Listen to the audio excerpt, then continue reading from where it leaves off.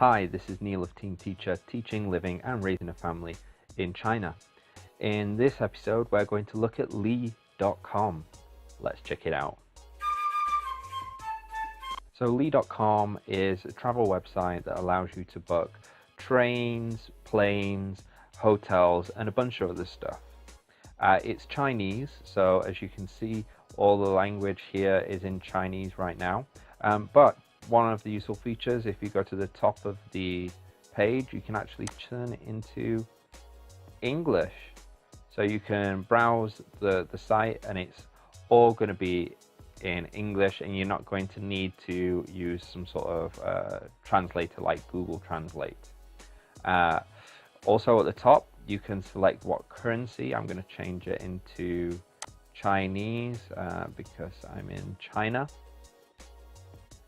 And now what you'll notice is this site, when it goes to Chinese, only gives you the options for flights and trains. And I'll explain about that a little bit later, but let's just kind of have a look around this. So you can book trains and you can book some flights. There's a couple of English reviews, and they go to a variety of different destinations via different airlines. And there's this feature as well that I know a couple of people have used, where you kind of like book a whole tour yourself and they'll kind of like sort it out for you. But let's have a look and see if they've got any deals. Okay, so one of their deals, they've got, let's go from Shenzhen to Manila.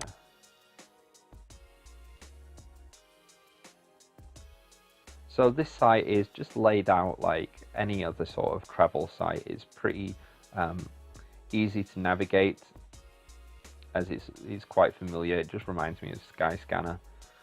So you can have a look, you can see all the different airlines, the different times. You've got lots of options to change what you want and filter that out. But let's just select the top one. Okay, and then it will give us more details and even the policies on baggage allowance. And let's see if I can book this. Okay, so it adds the tax on there for you, so you've got the total amount. Now you see it's converted into Chinese dollars. So what that means is once you put in all your information and you pay now, whatever means that you use to pay is always going to be converted into Chinese RMB, yuan, their currency.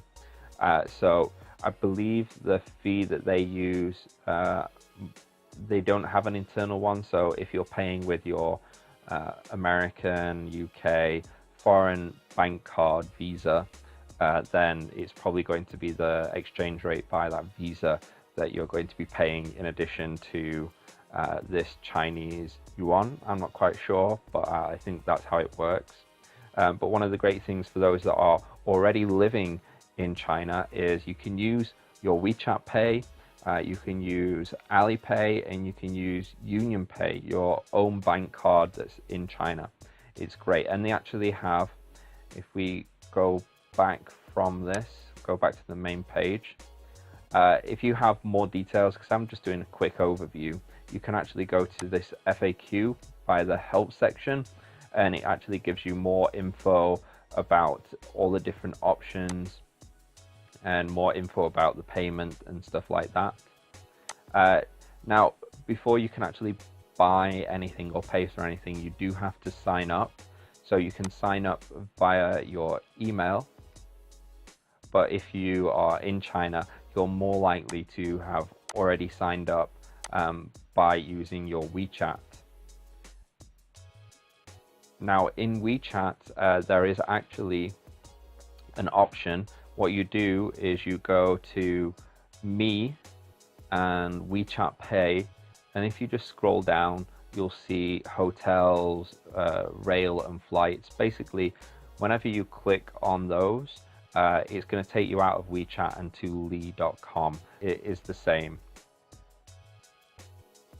Going back to the main page, remember I said it's only got flights and trains?